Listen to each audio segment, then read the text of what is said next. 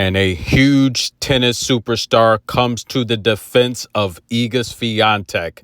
This video is brought to you via the Doctrine of Fair Use of Fair Dealing, and we're also covered under the Digital Millennium Act.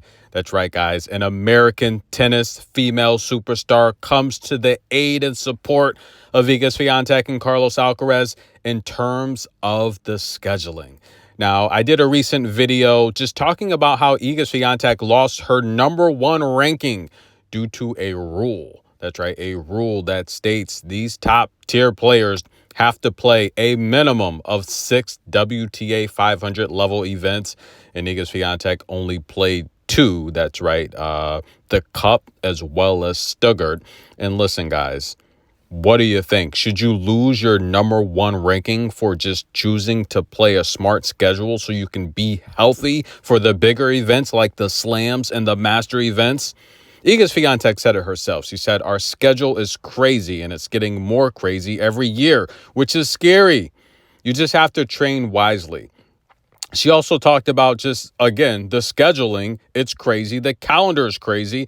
And Iga said, look, tennis, in terms of the scheduling, it's probably the toughest one in sports, right? There's sports that are really tough because they're physical and you may get beat up, but other sports have 4 months, sometimes even 6 months off where they can rest and recover. While tennis, guys, and me covering tennis, there's been years where I've covered tennis every day for the entire year. We're talking about everything from the slams to the 1000s, the 500s, the 125s, the challengers, the ITF, every single thing. And I can tell you covering it is gruesome. It's tough. Imagine playing it. Now, listen, the body's not made for this type of physical punishment, if you will. These ladies and these men really put themselves through a lot. And Carlos Alcaraz has been on the record as well, stating, look, the schedule, it's tough. It's brutal. Listen, guys, if you're a top elite athlete on the tennis tour today, you're playing every month. You do not have a vacation. You do not have an off season. You're playing 12 months a year, even if it's an exhibition. These cups are demanding. You're playing 12 months. Listen, you'll be lucky if you can get 3 weeks off, a month off in total, because you have to practice. You have to keep your rhythm, your form, your timing. This requires you to be on court. Now, Carlos Alcaraz is on the record stating the schedule is too demanding. Elena Rybakina, in my opinion, she's probably been the most vocal overall between both tours in talking about the schedule. And she's withdrew many, many times the last few seasons. Look, due to health reasons and personal issues, but she's talked about the schedule. And I want to take a look at Carlos Alcaraz, right? I love this guy. I've been saying he's the future of male tennis.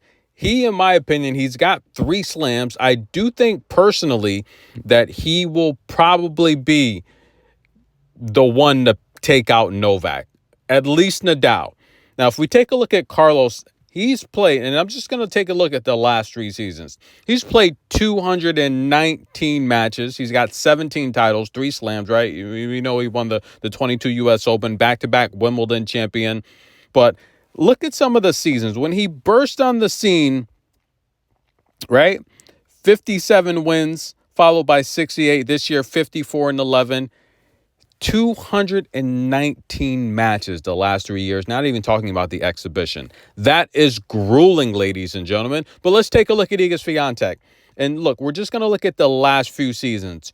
228 matches. That's not even counting the exhibitions and, the other charity events she's done. That 22 season, 70-10. That's a lot of tennis, right? 69-12 in the 23 season. She's 59-8 this year. This is the fewest matches she's played, right? And to lose her #1 ranking to 41 points due to a rule that I think needs to be changed right away, I think it's horrible. 50 consecutive weeks at #1, 125 overall weeks at #1 for her tenure, 19 championships. Unbelievable. 5 Grand Slams. She is an amazing athlete. And I tell you guys, this is why I think the change in coaching took place. Her style of play, I've talked about, I don't think she's going to have longevity playing that style of play. It's too aggressive. She's already young right now. She's 23, and she's already, in some cases, out of breath, tired, Not to the extent where I would be concerned, but nonetheless, we've seen her on record holding up her opponents time and time again from being fatigued, right? And this is why I think the coaching change took place. It's not a sprint, it's a marathon. And looking at this schedule, it doesn't look like it's going to, I think it's going to get more demanding, right?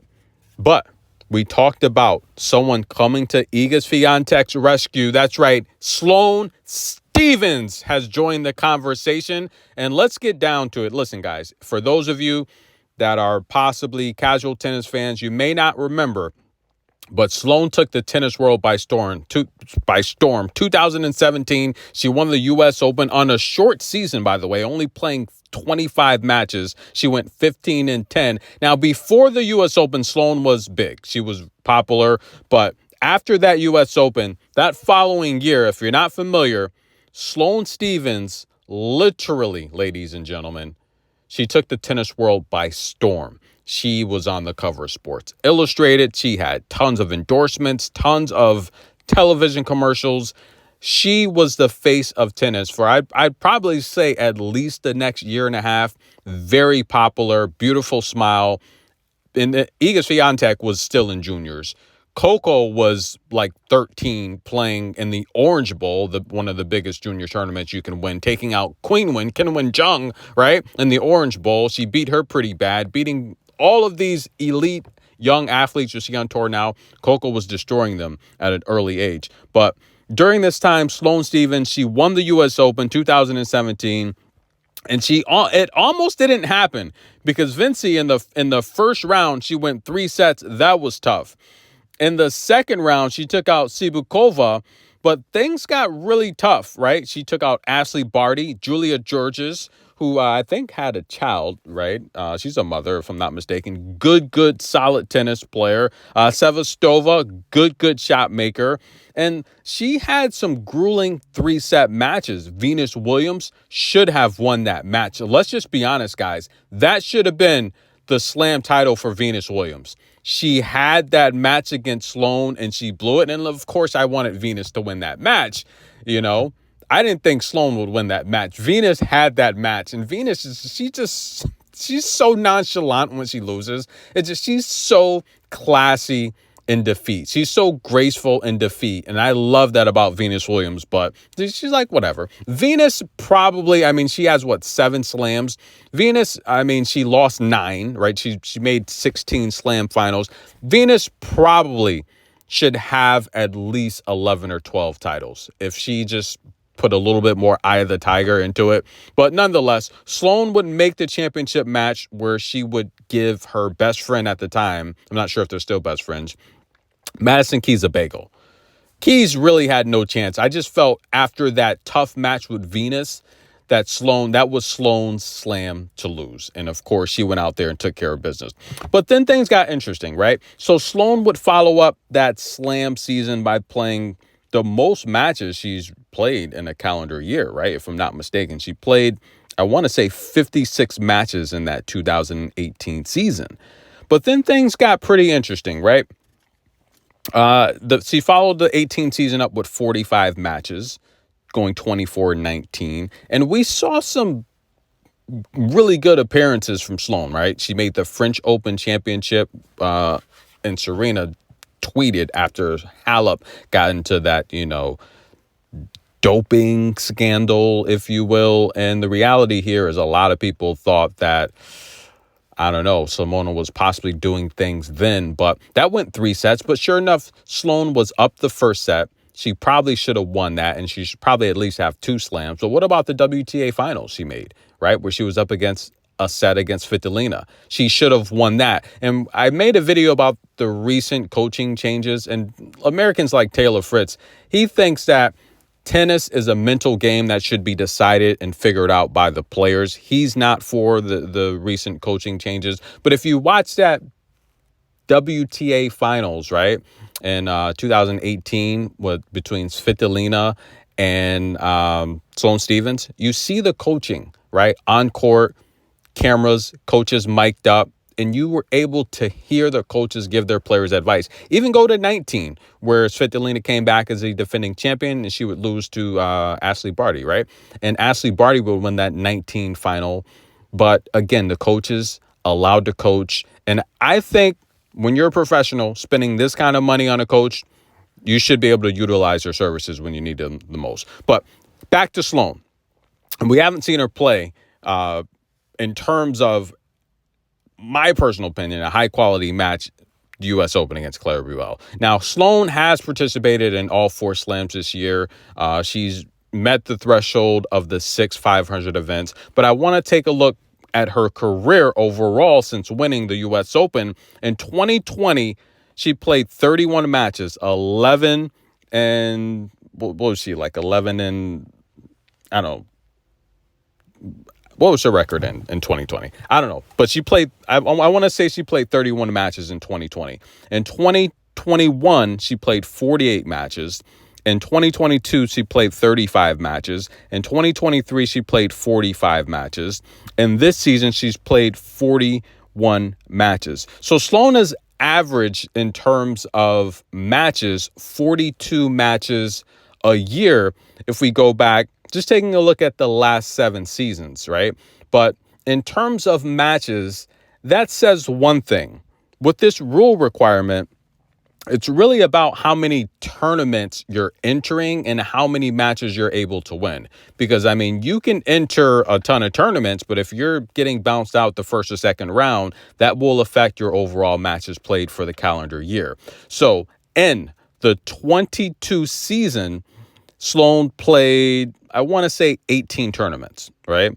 In the 23 season, Sloane played 21 tournaments. This year, Sloane has played 23 tournaments. So just going back the last few seasons, you see the upward trend of Sloane playing more tournaments. So this year, Sloane has played 23 tournaments. She's fulfilled the requirement of the WTA, 500 minimum of 6 tournaments.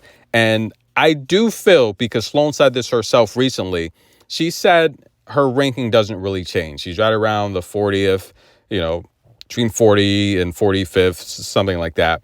And she's been as high as number 3, of course, after winning the U.S. Open. But she said she would like to be higher in the rankings, but for some reason it just doesn't happen. And, she kind of hinted a few things, but the reality here is Sloane is playing the tournaments. Like, for example, if we take a look at this year, she started things off playing Brisbane. That's a 500 event where she took out Katerina Siniakova in the first round before losing to Lisa Mertens. She played Dubai. She was a first-round exit there to Sorana Cirstea.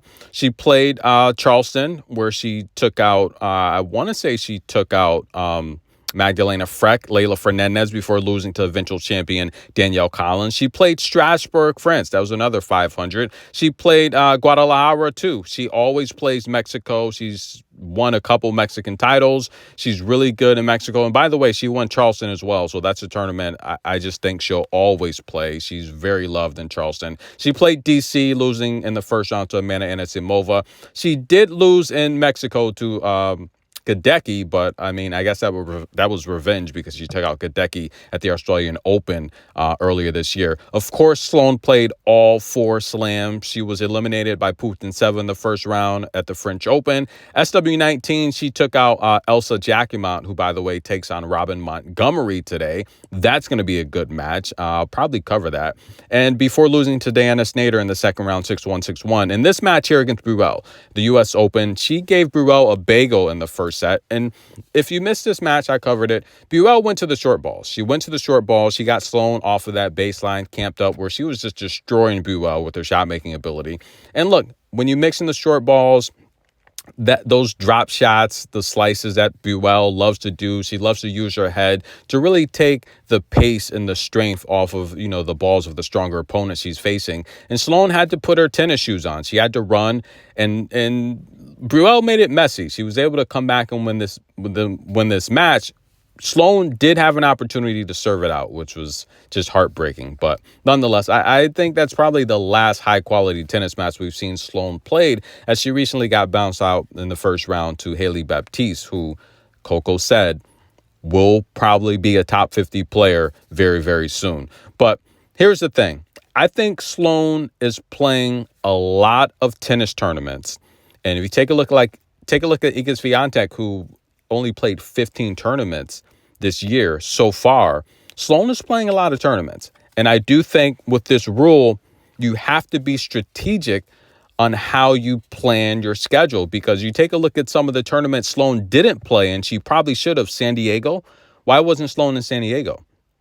Monterey, she loves Mexico, but then again, depending on where you are in Mexico, there's elevation. So that could have been strategic. Stuttgart's tough to get in. Berlin's tough to get in. The Upper Linz, I think that's a tournament she probably should have played. But what do you guys think? Is this rule completely ridiculous? Should Iga Swiatek, and I'm glad that Sloane came to Iga Swiatek's defense, because I don't think you should lose your number one ranking to a rule like that. I just think I understand the rules in place to kind of drive, advertising revenue. The fans want to see you, sponsors, etc. But I think the rule's a bit ridiculous, right? And Iga Swiatek, she's been vocal about it. Elena Rybak has been vocal about it. Coco and Sabalenka, they've even been vocal about it very recently. But Sloane was very vocal herself in defending Iga Swiatek. Sloane said, look, I've never pushed myself to be like, I'm going to stick it out for another 3 weeks just because I need my ranking. I feel like a lot of players do that in general, right? It's like you're just there because you don't want to pay the fine, or you're supposed to be. You enter the tournament and you don't want to have any more withdrawals. You're like, I'm present, but mentally I'm not here. And I agree with Sloane, end quote, because the reality here is you're entering tournaments where you're possibly not 100% healthy and you're not mentally there. And that's why I say this time of year, I talked about this in my last video, you see a lot of kind of mid-level names entering these lower-level 125 tournaments. They show up just to show up, and they're bounced out in the first round, and people think it's an upset. Not really an upset, because they're not in their best form or their best mental capacity, right? And Sloane would go on to say, look, she feels like this is one of the bad things about both tours, right? Is kind of like you're forced to play even when you're probably not in the best mental capacity or physical shape, or you might be injured and you just arrive because that's what you're supposed to be doing based on the rule. And that's what's happening, especially this late in the season, where players really need to shut it down. The tour, it's too long. I do agree. But what do? You can't, the calendar year, the fourth slam, the U.S. Open, the biggest, by the way, it's ending mid-September.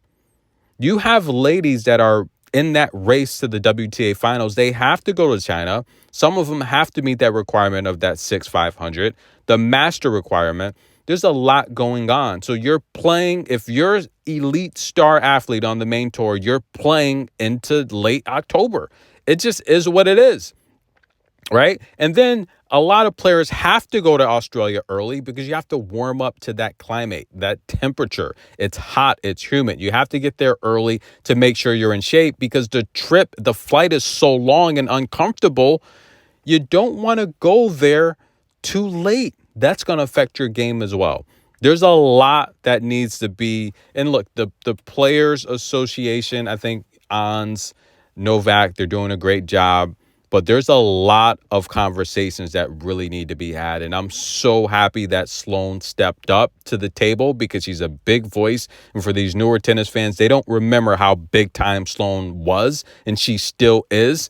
Great words defending Iga Swiatek. What do you guys think? Comment below. Tennis in a minute. Thanks for the love and support. Like the video. We'll be back with more tennis coverage. Check the community. We're going to do some predictions. Who do you guys think is going to win the matches today? And I'm also going to do a prediction video. Be right back.